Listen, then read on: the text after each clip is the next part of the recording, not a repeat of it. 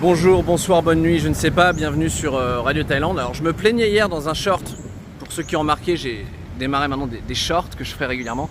Je me plaignais de ne pas avoir vu le soleil depuis plusieurs jours, ce qui est quand même rare ici. Voilà, bon, il est un peu caché derrière les nuages, n'empêche qu'on a des petits coins de ciel bleu, j'en profite. Ça faisait plusieurs jours qu'il n'y avait ni soleil ni coin de ciel bleu à Bangkok. Et je suis ici à Bangkok dans les jardins de mon condo pour une introduction à la vidéo qui va suivre, qui a été tournée la semaine dernière, comme toujours, on va dire dans les conditions du direct.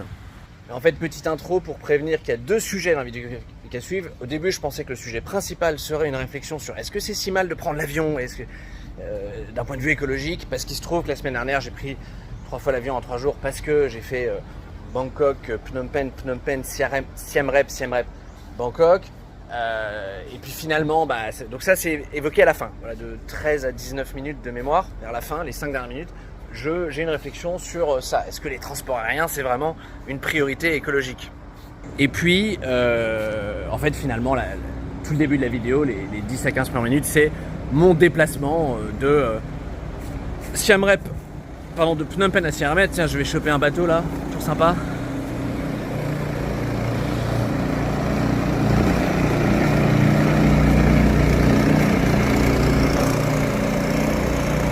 Donc vous allez me retrouver là à l'aéroport de Phnom Penh à 7h du matin, au départ pour Siem Reap. Pour ceux qui ça ne dit rien, Siem Reap c'est la ville dans laquelle il y a les temples d'Angkor, ça c'est connu, mais c'est vrai que souvent les gens connaissent plutôt le mot Angkor. Et je vais pas partir en développement sur le Cambodge, mais un mot, et faudra peut-être que j'en reparle, j'ai déjà fait une vidéo que je vous mets ici sur le Cambodge un peu en général. Je vous invite à regarder. Je vous invite aussi à vous abonner si vous aimez un peu les formats longs sur la Thaïlande et un peu le Cambodge en ce moment. Et voilà, et Radio Thaïlande, c'est Radio Thaïlande, c'est comme c'est, on aime, on n'aime pas, on s'abonne pas, on a même le droit de critiquer, puisque récemment j'ai pas mal de gens qui m'ont trouvé pas mal de qualificatifs plutôt négatifs, mais j'accepte volontiers la critique. Et je leur réponds un sourire, puisque n'oublions pas que la Thaïlande est le pays du sourire. Voilà, donc en direct de Thaïlande, je vous envoie au Cambodge. A bientôt sur Radio Thaïlande. Bonjour, bonsoir, bonne nuit, je ne sais pas, bienvenue sur Radio Thaïlande. Allez, j'enchaîne un peu là, mais c'est pas tous les jours que j'ai un peu des choses à montrer. Donc là, aéroport de Phnom Penh, mais la partie vol domestique. Je trouve assez sympa, donc non oui, je l'avais jamais fait, puisque là je vais de Phnom Penh à Siem Reap, alors que à chaque fois que j'étais allé à Siem Reap, c'était depuis Bangkok directement.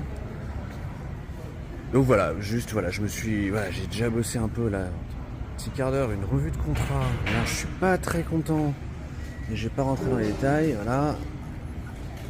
Donc parfois on m'a pas trop écouté et il y a plein de conneries et il faut envoyer le contrat aujourd'hui, sauf que là c'est un autre client, donc j'ai pas le temps là de tout réparer.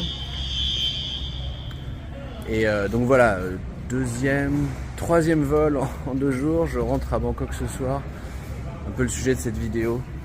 Mais là voilà, c'est encore le matin, il est 7h du matin là, 7h30 maintenant. Chemise rose, je vous reprends plus tard. Voilà, c'est pas le 3e vol, c'est le 2e vol en 3 jours et 3e ce soir.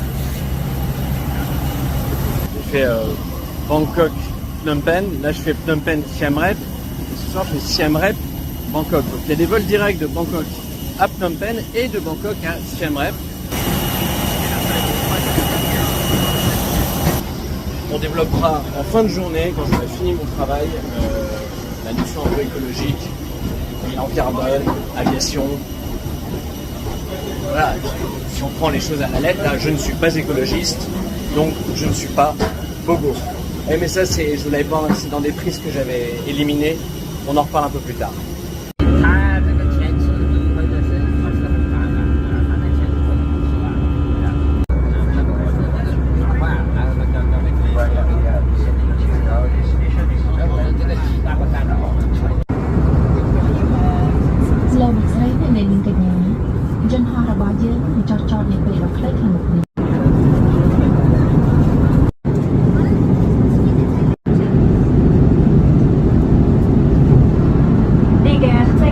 choosing Asia, and we hope to fly with you again. If you haven't already downloaded our Java app, Asia Move, to check out the best deal on Java hotels and restaurants. Thank you.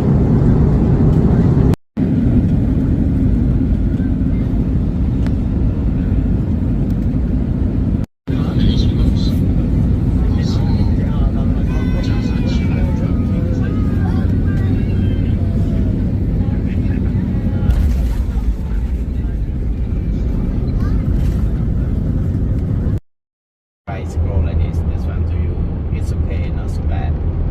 Because when the rain coming every day, not so much, some a little bit still coming. Because actually this month, in this time, no rain until the end of month. But not still rain every day, see. Let's protect the rice field. You see, so green. But some part, maybe 10%, the problem flooding as well.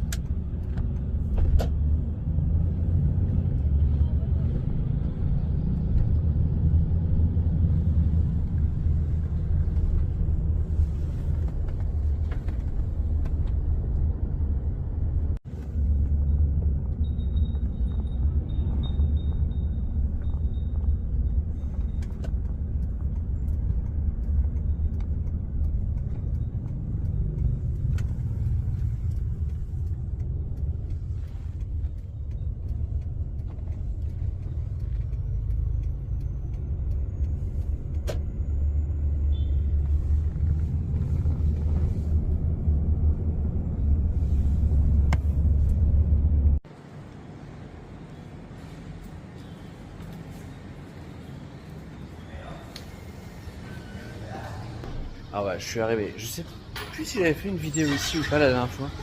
Je pense pas. Donc là, hier, je vous avais montré le showroom du projet Odom,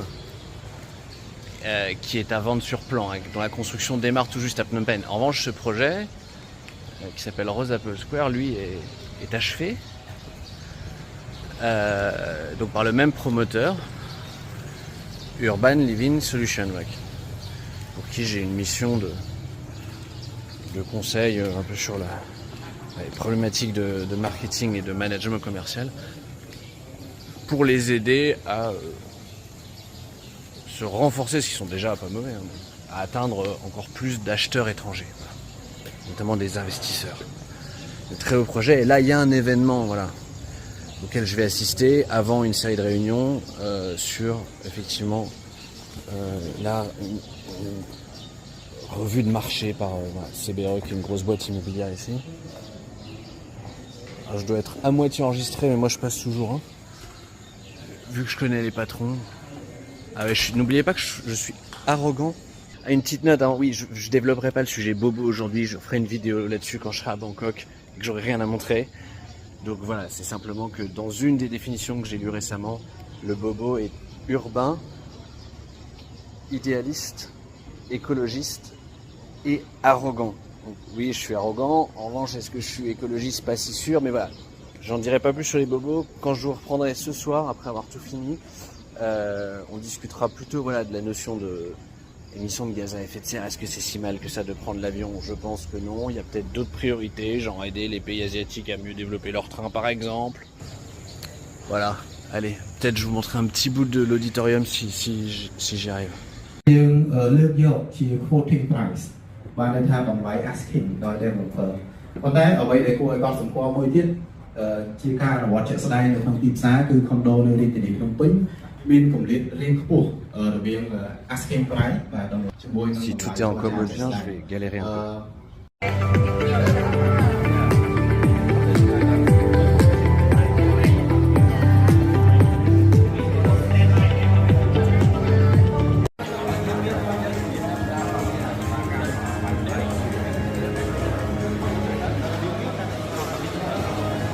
Bon, l'event était bien et après je vais enchaîner quelques réunions. You can talk. Yeah, that's the kitchen. There's a mini theater here, like an amphitheater. Ah, ok. There's, for smaller type events, we have meeting rooms. This meeting room is actually expandable to the next room. So it's up from the other side. When it's up. But yeah, for smaller Okay, no, events, but yeah, you're like nearly- 25 people can fit there. We have that huge staircase.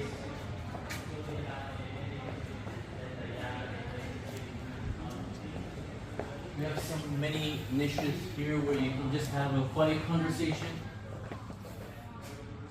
There's a quiet room here, a quiet pod, if you don't like noise.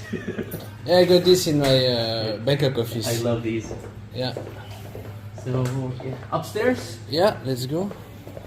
Yeah, last time I came, it was like still. I mean, Super rare, right? yeah, super rare. Now it's just missing a couple of things. Some deck board.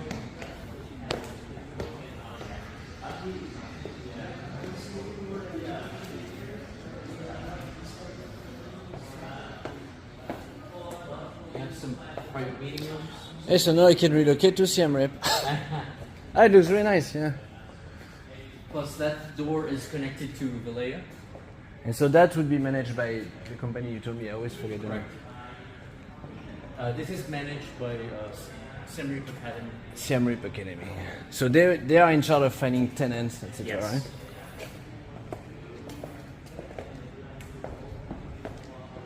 Yeah, it looks very nice. It's pretty big. Ouais, même une cuisine. Non, ils font du bon boulot. Donc ça, ce sera des services office, enfin, oui, les services office ou comment on appelle ça déjà là. Virtual office, shared office, enfin, vous voyez l'histoire. Ah, pas mal. Encore un pod. Donc ça ouvre dans quelques semaines là. La dernière fois que je suis venu, oui, il n'y avait pas les parquets, il n'y avait pas les meubles, il n'y avait quasiment rien. C'est vraiment impressionnant.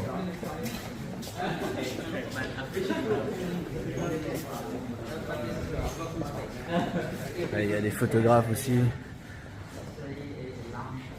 Voilà, photo officielle.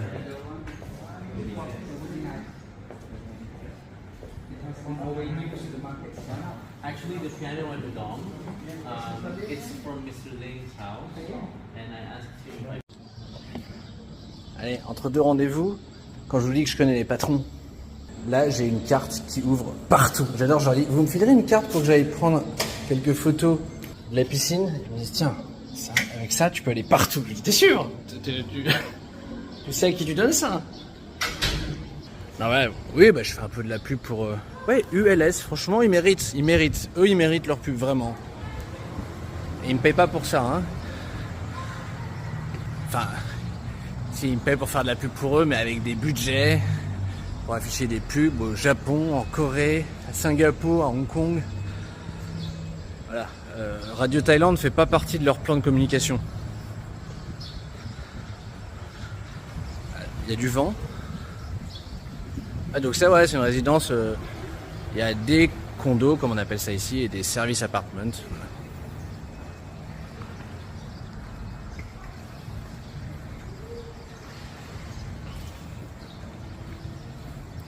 Mais non, je ne vais même pas faire un plouf. Voilà. Voilà, je vais manger une petite salade parce que j'ai un peu profité de leur buffet là aussi. Les petits burgers pas mauvais. Voilà, et encore après 3 rendez-vous. Enfin là c'était des rendez-vous un peu informels si vous voulez. J'ai rencontré un peu tout le monde, parler, comprendre, récolter un peu d'infos. Et cet après-midi j'ai des rendez-vous plus formels. Ouais, donc ça c'est le café-restaurant de la résidence qui s'appelle Kaifun. En fait c'est un peu une chaîne, mais en fait je crois qu'il y en a un à Phnom Penh et que globalement peut-être ailleurs au Cambodge, mais je suis pas sûr.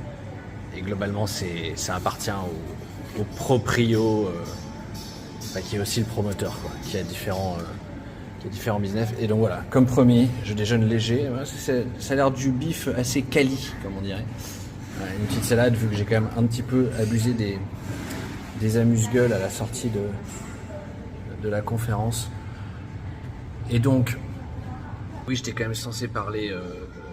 Je finis à l'aéroport là-bas. Je fais après-midi, j'ai plus grand-chose à montrer. Là, donc voilà. Pour ceux qui veulent rester encore quelques minutes, sachant que quand j'annonce quelques minutes, on ne sait jamais exactement combien ça va être, mais quand je serai posé à l'aéroport prêt à repartir à Bangkok, j'aurai quelques réflexions sur développement durable, aviation, train, écologiste en France. Et voilà, cette vidéo va se terminer à l'aéroport, nouvel aéroport international de Siem Reap, qui est assez grand. J'ai appris qu'il est capable d'accueillir des vols, des avions plus gros, quoi. Ça va dans le sens du développement de Siem Reap. Bon, pour l'instant, il est un peu surdimensionné rapport au vol, notamment les touristes chinois tardent à revenir au Cambodge. Enfin, d'ailleurs, ils tardent à revenir un peu partout. Donc, pour l'instant, c'est vrai que c'est quand même assez vide. J'ai pas l'impression, je vais voir, est-ce que je... Ah si, il y a un coffee club ici. Ah ouais, je vais faire un peu... Je vous épargne, je me trouve un endroit où me poser pour terminer sur quelques réflexions rapides sur mon empreinte écologique. Alors, on en était où à finir. Alors effectivement, bizarre cet aéroport, il est assez grand, il y a 23 gates, mais il y a un endroit pour manger ou boire, un coffee club. 4$ la bière, on a vu pire. Ah bon, il est pas mal, mais vous voyez, c'est pas la foule. Je voulais juste, en fait, j'y ai repensé, j'ai déjà fait une vidéo qui critiquait la fois où Jean Covici, qui par ailleurs est quelqu'un que j'apprécie et qui généralement justement quand même adepte des ordres de grandeur, chose qui me parle, mais qui là, voilà, moi je trouve avait vraiment fait un raisonnement bizarre sur cette histoire de 4 fois l'avion dans sa vie. Enfin, il était un peu revenu dessus, il expliquait que c'est globalement, si on voulait maintenir un certain nombre d'équilibres climatiques, il comprenait ce qu'on pouvait prendre l'avion divisé par le nombre de gens sur Terre, ça faisait 4 vols par personne, par vie. Mais moi, pour être, voilà, je redis juste une fois, et ça c'est vraiment, on peut tourner les chiffres dans tous les sens, que le transport aérien, c'est une faible proportion, je crois 2% à l'échelle mondiale. En France, j'ai refait une recherche, c'est moins de 5% des émissions du domaine des transports, qui représente, je crois, 30% de mémoire. Et donc 5% de 30%, vous voyez, sinon c'est l'agriculture, l'industrie, bref, c'est pas une priorité. La priorité, c'est la rénovation des logements, c'est effectivement la réduction des générations de CO2 par les transports terrestres, routiers, véhicules particuliers, camions. Après, naturellement, que ne pas abuser du transport aérien, je suis d'accord, prendre le train quand on peut, mais c'est ça. Ouais. Ici, dans le sud-est asiatique, les trains, c'est pas ça. Alors, il y a des projets de train grande vitesse, des serpents de mer qui sont censés descendre de Chine depuis que je suis là, 15 ans. C'est pas ouvert. Il y a des gares, très dur de trouver de l'information aussi. Ça va bien faire 2-3 ans que j'ai pas cherché, mais à l'époque, j'avais des assistantes, j'avais fait impossible de trouver de l'info fiable sur quand ouvrirait, quelle gare, quelle ligne, ça change tout le temps. Bon, et quand bien même un jour, il y a un train de grande vitesse qui descend de la Chine et qui va à Bangkok ou Pattaya, on sait jamais trop, ou Phuket ou Singapour, c'est pas quelque chose qui va irriguer le territoire thaïlandais, permettant d'aller par exemple sur les îles, ou même pour résumer, Cambodge, je connais pas les réseaux de trains, c'est sûr qu'ils sont pas bien, je suis même pas sûr qu'il y en ait, mais souvent globalement ces pays, que ce soit le Vietnam, le Cambodge, la Thaïlande, les Philippines que je connais un peu, souvent le choix c'est 6 ou 10 heures de route, ou 1 heure d'avion, voilà, les gens prennent l'avion. Et voilà, c'est cette espèce de combat contre les transports aériens que j'ai vu en France. Et voilà, bon là c'est un peu calmé, il y a eu d'autres choses, les initiatives, la guerre en Ukraine, mais il y a quelques temps là, c'était une espèce d'offensive générale contre les jets privés, contre le transport aérien, comme si c'était très grave. Non, c'est pas très grave, c'est pas la priorité, il y a d'autres priorités. Le transport aérien aussi peut devenir plus vert. Et je crois la dernière idée du jour, parce que oui là je suis un peu calé, les rendez-vous cet après-midi ont été assez violents. Autant je suis pour aussi tout ce qui est la relocalisation de la production, parce qu'effectivement une paire de chaussures qu'elle ait été faite en France ou en Chine, une paire de chaussures, ce serait mieux qu'on soit capable de les produire en France à des coûts raisonnables. Bon après qu'elles soient plus chères, moins chères, c'est autre chose, mais une paire de chaussures c'est une paire de chaussures. Bon, en revanche, pour aller loin, et moi je ne souhaite pas qu'on redevienne une civilisation des Français qui ne peuvent plus aller en Chine, qui ne peuvent plus aller en Amérique latine, qui ne peuvent plus voyager, on ne peut plus découvrir le monde, ou alors il faudrait reprendre des bateaux et faire des voyages de 6 mois en chopant le scorbut. Comme à l'époque des premiers soldats de Louis XIV en Thaïlande, non, tout ça est un peu ridicule, et voilà, et les écologistes en France, écoutez, ils ont faux sur toute la ligne, le nucléaire, voilà, ces obsessions, ils ont des obsessions, avec aucun raisonnement de type hors de grandeur, scientifique, raisonnable, c'est très idéologique, hors sol et hors monde, voilà, puisque l'écologie ne peut... Et quand on habite, pour le coup c'était un des angles de Radio Thaïlande de départ quand même, parfois regarder la France avec l'œil de quelqu'un qui habite quand même très loin, depuis très loin, il dit non mais les gars, vous n'êtes pas tout seul sur Terre, et vos raisonnements, c'est comme si vous étiez tout seul sur Terre, ça ne rime à rien, voilà. Et, je vais pas dire, si, même à une époque, je pouvais peut-être presque rejoindre Zemmour sur ce sujet-là, quand il disait on se flagelle à peut-être réduire notre CO2 encore un peu plus, alors qu'on est déjà dans les meilleurs du monde, alors que, voilà, il y a des grosses puissances qui sont bien derrière nous, donc on ferait peut-être mieux de faire du lobby, on ferait peut-être mieux de s'occuper, d'aider les pays qui sont encore très pollueurs à peut-être polluer moins, faire plus de trains, faire un peu mieux plutôt que nous s'auto-flageller, s'interdire. Alors oui, s'il y a un train, encore une fois, je suis plutôt pour qu'on aille à Marseille en train quand on peut, mais quand il n'y en a pas, ou voilà, tout de suite quelqu'un qui prend l'avion parce qu'il voyage un peu plus loin, tout de suite va être considéré comme vilaine élite mondialisée, bobo, voilà. On reviendra sur les bobos plus tard. Voilà, je fais pas beaucoup plus long, et donc est-ce que je suis écologiste? Écoutez, je ne sais pas. Voilà, hein. Allez, depuis l'aéroport de Siem Reap, ville des temples d'Angkor au Cambodge, je vous dis bonjour, bonsoir, bonne nuit, je ne sais pas, et à une prochaine sur Radio Thaïlande.